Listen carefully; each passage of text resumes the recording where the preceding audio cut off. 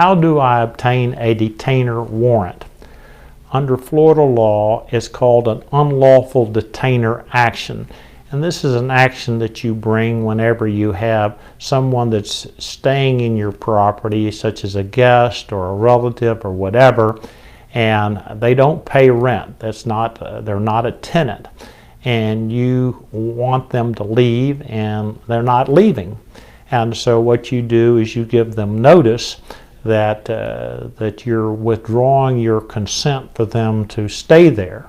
And then if they still don't leave, which usually is the case, then you can file in Florida an action called an unlawful detainer action and say that we've withdrawn my consent for you to stay on my property and I want you to leave.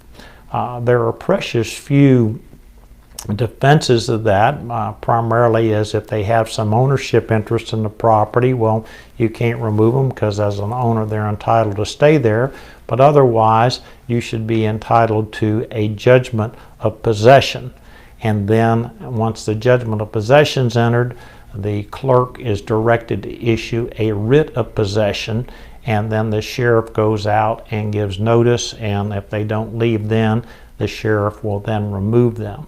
So the detainer warrant is not a term that I'm familiar with, but the unlawful detainer action, as I've described it, is what we have in Florida in order to remove persons from property whenever they're not tenants. If you have any questions about unlawful detainer, my phone number is 727-847-2288.